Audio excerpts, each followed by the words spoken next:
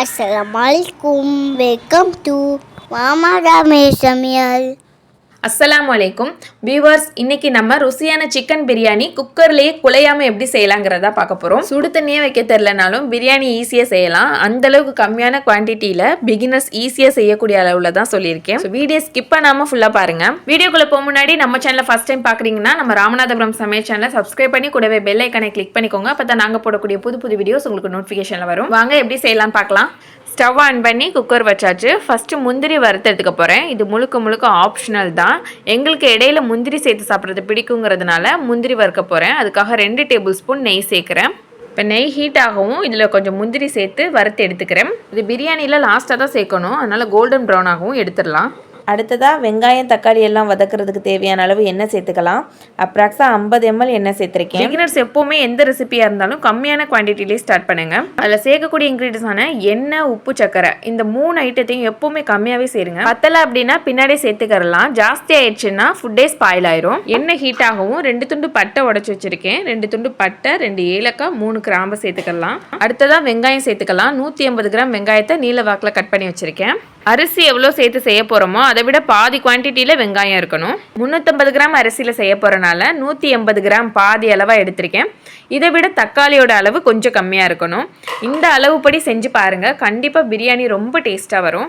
வெங்காயம் சேர்த்த அளவை விட பாதி அளவாக வதங்கிருச்சு. இந்த அளவு வதங்கின பிறகு 150 கிராம் தக்காளி சேர்த்துக்கிறேன். இதில் ஒரு பச்சை மிளகாயும் சேர்த்துக்கிறேன். கிராம் கன்ஃபியூஷன் ஆச்சுன்னா டெஸ்கிரிப்ஷனில் இன்க்ரீடியன்ஸ் டீட்டெயில்ஸ் இருக்குது, வீடியோ ஸ்க்ரோல் பண்ணாமலே பார்த்துக்கலாம். தக்காளி வெந்து வர ஸ்டேஜில் ஒரு கை மல்லி, ஒரு கை புதினா இலை சேர்த்துக்கிறேன். தக்காளி நல்லா வெந்த பிறகு 2 ஸ்பூன் இஞ்சி பூண்டு விழுது சேர்க்குறேன். இஞ்சி பூண்டு விழுந்து சேர்க்கும் போதே ஃப்ளேமை லோ ஃப்ளேமில் வச்சு தான் அடுத்தடுத்து மசாலாலாம் சேர்க்கணும். ஹை ஃப்ளேமில் இருந்தது அப்படின்னா சீக்கிரமே கரிஞ்சிரும். இந்த ஸ்டெப்பில் இருந்து லோ ஃப்ளேமில் தான் கண்டினியூ பண்ணணும். இப்போ இதை நல்லா மிக்ஸ் பண்ண பிறகு 1/2 ஸ்பூன் மிளகாய் தூள் சேர்க்குறேன். சின்ன பசங்கள்லாம் சாப்பிடணுங்கிறதுக்காக இன்றைக்கி நான் ரொம்ப கம்மியாக தான் சேர்க்குறேன். நீங்கள் உங்களுடைய காரத்துக்கு தகுந்தது போல் இன்னொரு 1/2 ஸ்பூன் எக்ஸ்ட்ரா கூட சேர்த்துக்கலாம். ஆனால் ஸ்டார்டிங் ஸ்டேஜில் செய்கிறவங்க எப்போவுமே உப்பு காரம்லாம் கம்மியாகவே சேருங்க. கம்மியாக இருக்குன்னா லாஸ்ட்டாக அரிசி சேர்க்கும் போது நம்ம செக் பண்ணிவிட்டு எக்ஸ்ட்ராவாக சேர்த்துக்கலாம். அடுத்ததாக பிரியாணி மசாலா 1/2 ஸ்பூன் சேர்க்குறேன். மேக்ஸிமம் எல்லா பிரியாணி மசாலாலையும் காரம் சேர்த்து தான் வருது. ஸோ மிளகாய் தூளை கம்மியாக சேர்த்துக்கிறதே நல்லது. இதை நல்லா மிக்ஸ் பண்ணிவிட்டு அடுத்ததாக சிக்கனை வாஷ் பண்ணி வச்சுருக்கேன், அதை இது கூட சேர்த்துக்கலாம். 350 கிராம் அரிசிக்கு 350 கிராம் சிக்கனே சேர்க்கலாம். ஆனால் எப்போவுமே பிரியாணி நல்ல மணமாகவும் டேஸ்ட்டாகவும் இருக்கணும் அப்படின்னா அரிசியை விட கொஞ்சம் சிக்கன் கூடவே இருக்கிறது நல்லது. 350 கிராம் அரிசிக்கு அதை விட கூடுதலாக 400 கிராம் சிக்கன் சேர்க்கும் போது பிரியாணி நல்ல மணமாகவும் டேஸ்ட்டாகவும் இருக்கும். பையன் லெக் பீஸ் சாப்பிட ஆசைப்பட்டான்னு லெக் பீஸா வாங்கியாச்சு. லெக் பீஸே 300 கிராம் இருந்தது. எல்லாரும் அதை சாப்பிட முடியாதுங்கிறதுக்காக பீசஸ் அதிகமாகவே 500 கிராமாக சேர்த்தாச்சு. அரிசியோட சிக்கனோட அளவு ரொம்பவே ஜாஸ்தியா இருந்ததுனால அல்ஹம்துலில்லாஹ் பிரியாணி ரொம்ப மணமாவும் டேஸ்டாவும் இருந்தது. இது கூடவே 50 ml தயிர் சேர்த்து நல்லா மிக்ஸ் பண்ணிடலாம். அடுத்ததா அரிசி வேக வைக்க தண்ணி சேர்த்துடலாம். 350 கிராம் அரிசியை இப்போ நான் காட்டுற இந்த உலக்கில் தான் நான் அளந்தேன். இது நீங்க கப் கணக்காக கூட எடுத்துக்கலாம். இதுல எனக்கு 2 உலக்கு வந்தது. ஒரு உலக்குக்கு 1.5 உலக்கு தண்ணி சேர்க்கணும். இது நீங்க கப் கணக்குக்கு எடுத்துக்கிறதா இருந்தா 1 கப்புக்கு 1.5 கப் தண்ணி சேருங்க. மொத்தம் 3 கப் தண்ணி சேர்க்கணும். மேக்ஸிமம் எல்லா பாஸ்மதி ரைஸ்க்குமே 1 கப் அரிசிக்கு 1.5 கப் தண்ணி தேவைப்படும். இப்போ நான் சொல்கிற அளவு குக்கரில் வேக வைக்கிறதுக்கான அளவு.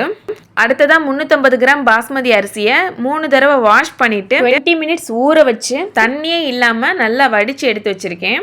கொஞ்சம் கூட தண்ணியே இல்லாமல் வடிச்சிருங்க. இதில் கொஞ்சம் எக்ஸ்ட்ரா தண்ணியோடு நீங்கள் சேர்த்திங்க அப்படின்னா நம்ம சேர்த்துருக்கிற தண்ணி கூட இந்த எக்ஸ்ட்ரா தண்ணி சேர்ந்து அரிசியை குழச்சிடும். சுத்தமாக தண்ணியே இல்லாமல் நல்லா வடித்து எடுத்துகிட்டு சேர்த்துருங்க. அதே போல் கட்டாயமாக 20 மினிட்ஸ் ஊறணும். அப்போ தான் நம்ம சேர்த்துருக்கிற தண்ணியோட அளவுக்கு கரெக்டான பதத்தில் வெந்து வரும். இப்போ இது எல்லாத்தையும் நல்லா மிக்ஸ் பண்ணிவிட்டு உப்பு காரம் பார்த்து சேர்க்கலாம். பிரியாணி செய்கிறதுல ரொம்ப இம்பார்ட்டண்டான டைம்னா அது இதுதான். உப்பை கரெக்டாக பார்த்து சேர்க்கணும். இதில் நான் 1 ஸ்பூன் உப்பு சேர்த்தேன், கரெக்டாக இருந்தது. குவான்டிட்டி அதிகமாக செய்கிறீங்கன்னா கொஞ்சமாக சேர்த்துட்டு குடிச்சு பாருங்க. கம்மியாக இருந்ததுன்னா இந்த டைமில் சேர்த்துக்கலாம். பசங்க சாப்பிட்ற அளவுக்கு எனக்கு கரெக்டாக இருந்தது, அதனால காரம் எக்ஸ்ட்ரா நான் சேர்க்கல. அதே போல் மிக்ஸ் பண்ணும்போது கீழிருந்து மேலே இது போல் அரிசி உடைஞ்சிராமல் கிளறணும். ஏற்கனவே அரிசி 20 மினிட்ஸ் ஊறினதுனால ஃபாஸ்ட்டாக மிக்ஸ் பண்ணோம் அப்படின்னா அரிசி உடையிறதுக்கு சான்ஸ் இருக்குது. மற்ற கரண்டி யூஸ் பண்ணுறதை விட இந்த டைமில் தோசை கரண்டி யூஸ் பண்ணும்போது ஈஸியாகவே மிக்ஸ் பண்ணலாம். அடுத்ததாக இதில் ஃபஸ்ட்டே வறுத்து வச்ச முந்திரி சேர்த்துக்கிறேன். நான் ஏற்கனவே சொன்ன மாதிரி இது ஆப்ஷனல் தான், விருப்பப்பட்டீங்கன்னா சேர்த்துக்கோங்க. லாஸ்ட் பட் நாட் லீஸ்ட்னு கடைசியாக கொஞ்சமாக கொத்தமல்லி இலையும் புதினா இலையும் சேர்த்துக்கிறேன். அடுத்ததா மூடிட்டு விசில் போட்டுடலாம். இப்போ நம்ம ஃப்ளேமையும் ஹை ஃப்ளேம்ல வச்சிடலாம். பிரியாணி மசாலா ரெடி பண்ணும் போதே பக்கத்து ஸ்டவ்ல தோசைக்கல்ல சூடு பண்ணிடணும். ஃபர்ஸ்ட் விசில் வரும்போதே சூடு பண்ண தோசைக்கல்ல குக்கருக்கு கீழே வச்சிடணும். இப்படி செய்யும் போது 2வது 3வது விசிலுக்கு வேகும் போது கீழே அடி பிடிக்காம வெந்து வரும். சிக்கன் பிரியாணிங்கிறனால 3 விசில் வந்தாலே போதும். ஃபர்ஸ்ட் விசிலுக்கு அப்புறம் குக்கருக்கு கீழே தோசைக்கல் வச்சு வேக வைக்கும் போது லோ மீடியம் ஃப்ளேம்ல தான் இருக்கணும். 3 விசில் வந்ததுக்கு அப்புறம் உடனே ஓபன் பண்ணிடாதீங்க. ப்ரெஷர் எல்லாமே ஆட்டோமேட்டிக்கா ரிலீஸ் ஆன பிறகு தான் ஓபன் பண்ணணும். ஃபர்ஸ்ட் விசில் வந்துருச்சு. நான் குக்கர் எடுத்து மாத்தி வச்சுட்டு தோசைக்கல்ல வச்சுட்டு மேல வைக்க போறேன். அடுத்து 2 விசிலுக்கு லோ மீடியம் ஃப்ளேம்ல வச்சு தான் வேக வைக்கணும். 2 விசிலுக்கு அப்புறம் ஆட்டோமேட்டிக்கா ப்ரெஷர் எல்லாமே ரிலீஸ் ஆன பிறகு பார்க்கலாம். ப்ரெஷர் எல்லாமே போன பிறகு ஓபன் பண்ணுங்க. பிரியாணி எப்படி வந்திருக்குன்னு பாருங்க. சொல்லியிருக்கிற மெத்தட் படி அப்படியே செஞ்சீங்கன்னா ரொம்ப டேஸ்டாவும் உதிரி உதிரியாவும் கிடைக்கும். இது அப்படியே நான் உங்களுக்கு வேற பாத்திரத்துல மாத்தி காட்டுறேன். அல்ஹம்துலில்லாஹ் எவ்வளோ சூப்பரா வந்திருக்கு பாருங்க.